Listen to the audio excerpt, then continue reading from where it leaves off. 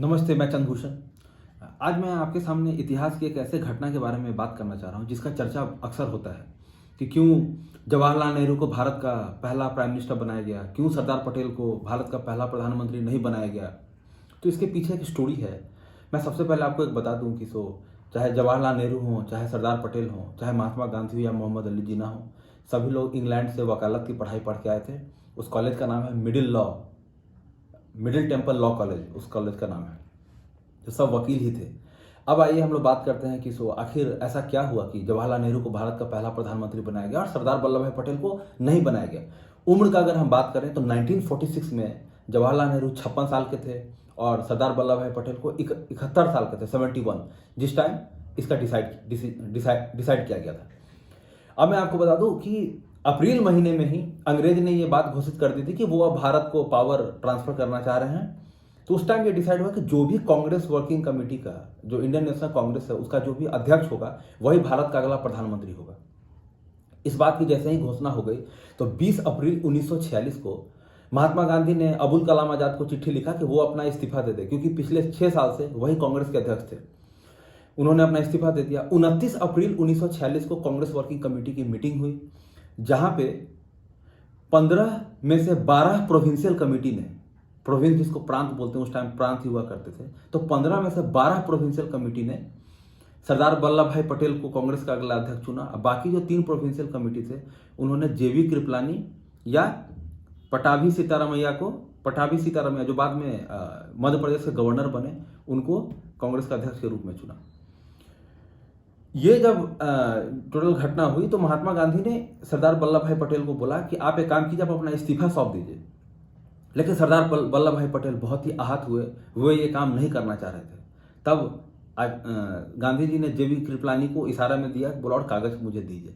जब महात्मा गांधी के पास वो कागज आया तो महात्मा गांधी ने ऐलान करते हुए कहा वहां कि जवाहर 15 में से 12 कांग्रेस वर्किंग कमेटी, जो प्रोविंशियल गवर्नमेंट है, प्रोविंशियल कांग्रेस कमेटी है, उसने सरदार वल्लभ भाई पटेल को चुन लिया है कांग्रेस का अध्यक्ष। तुम्हारा इस पे क्या कहना है?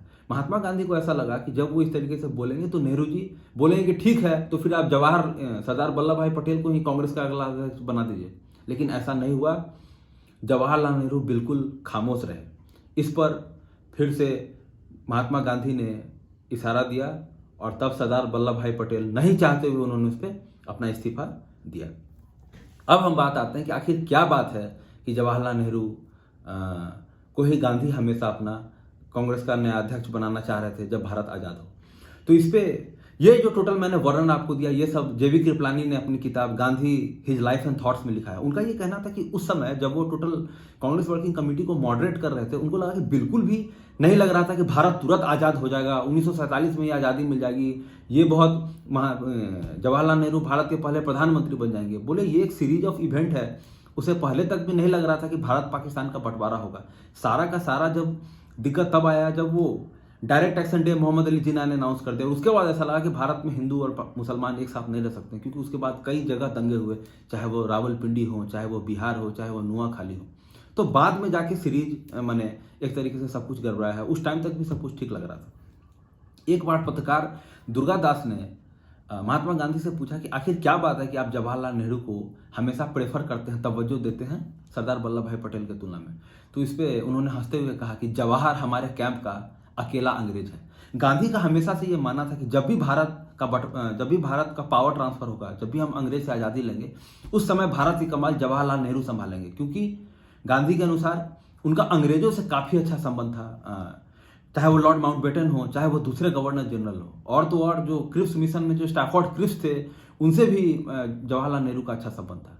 बात जब इंटरनेशनल अंतर्राष्ट्रीय महकमों की हो तो वहाँ सब लोग ये मानते थे कि महात्मा गांधी के बाद भारत का अगला उत्तराधिकारी वो जवाहरलाल नेहरू ही होंगे।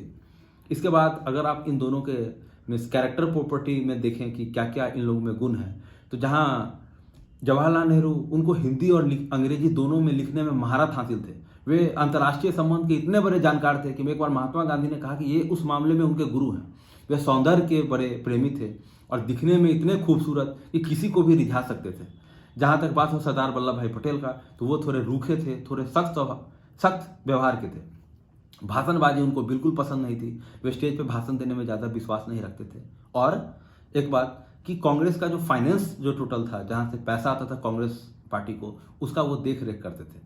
तो आखिर क्या बात है कि 12 में से 15 प्रोविंशियल कमेटी ने सरदार वल्लभ भाई पटेल को चुना, क्योंकि उन लोगों को ऐसा लग रहा था कि जब भी बात मोहम्मद अली जिन्ना से डीलिंग को होगी तो वो नेहरू की तुलना में अधिक डील कर सकते थे, मीन्स अच्छे से डील कर सकते थे भारत पाकिस्तान मामले को। और इनका ये कहना, और जवाहरलाल नेहरू की जहां तक आप बात करें तो जेल में भी जब सारे नेता एक दूसरे से बैठ के बातचीत करते, Pandit Nehru discovery of India जैसी किताबें लिख रहे होते थे, तो उनका एक अलग ही अभिजात वर्ग का अपना एक उनका अलग दुनिया था। तो यही है टोटल स्टोरीज के मामले में। और मैं आपको एक और घटना बता दूं कि नवंबर महीने में कांग्रेस वर्किंग कमेटी की मीटिंग थी मेरठ में। उस मीटिंग में सरदार वल्लभ भाई पटेल ने जोश में आते हुए कह दिया कि अगर किसी को पाकिस्तान चाहिए, अगर वो तलवार के बदौलत लेना चाह रहा है तो आके ले ले।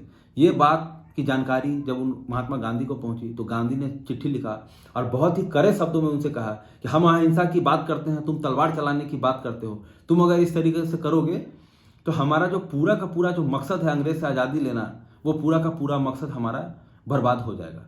तो कहने का यही मतलब है कि महात्मा गांधी जो 12 साल पहले कांग्रेस की सदस्यता त्याग चुके थे, उन्होंने इसलिए सरदार महात्मा जवाहरलाल नेहरू को हमेशा प्रेफर किया कि उनको हमेशा लगता था कि जब भी बात अंग्रेज से डील करने को होगी तो उस समय हमेशा महात्मा गांधी जवाहरलाल नेहरू सरदार वल्लभ भाई पटेल से बेटर साबित होंगे। ये बात दुर्गादास ने अपनी किताब from India from Curzon to Nehru and after में लिखी है।